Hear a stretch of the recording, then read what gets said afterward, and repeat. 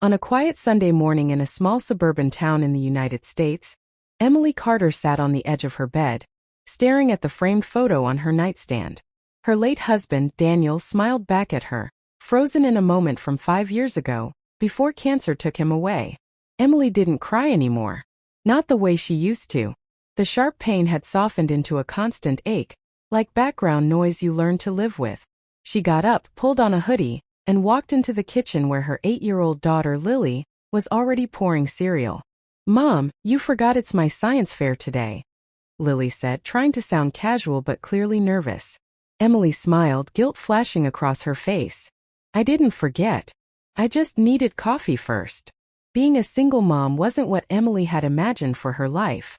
She had once dreamed of family vacations, shared responsibilities, and growing old with someone who knew her soul. Instead, she learned how to fix leaking sinks, balance finances alone, and hide her exhaustion behind strong smiles, for Lily's sake.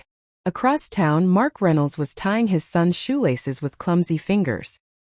His wife, Sarah, had died suddenly in a car accident 3 years earlier. There had been no goodbyes, no preparation. One moment she was laughing on the phone, the next moment she was gone. "Dad, you're pulling too tight," 10-year-old Noah complained. "Sorry, buddy," Mark said, forcing a grin. Mark used to be the fun one, the spontaneous dad who planned road trips and backyard campouts.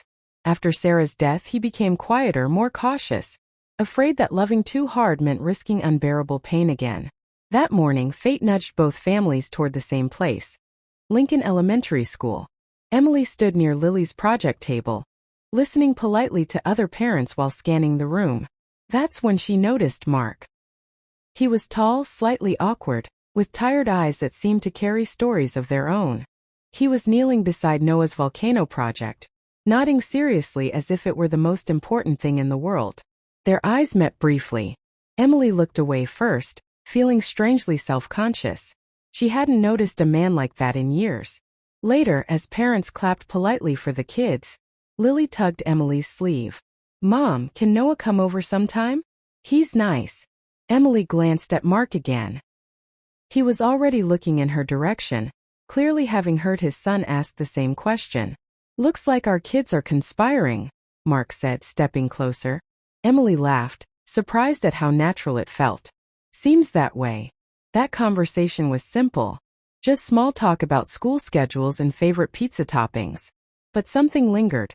A quiet understanding, unspoken but mutual. Over the next few weeks, playdates turned into shared coffee at the park. Conversations drifted from parenting struggles to memories of spouses they both still loved and missed. Neither of them tried to hide the past. Instead, they spoke of it gently, respectfully. One afternoon while the kids played, Mark said, "I used to think moving on meant forgetting. But now I think it just means learning how to carry the memories without letting them crush you." Emily felt her throat tighten. "I feel guilty sometimes. Like, if I smile too much it means I loved Daniel less." Mark nodded slowly. "I know that feeling." Their bond wasn't built on romance at first. It was built on shared loss, late-night texts about parenting doubts, and the comfort of knowing someone else understood the weight they carried. Still, fear lingered. Emily pulled away whenever things felt too close. Mark hesitated to name what was growing between them. They both worried about their kids, about judgment, about reopening wounds they'd worked so hard to heal.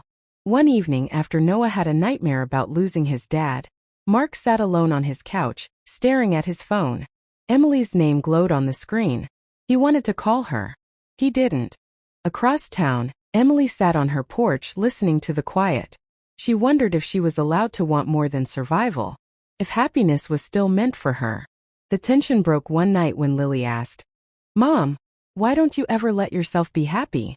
Emily froze. "What do you mean, sweetheart? You're always strong, but you don't laugh like you used to."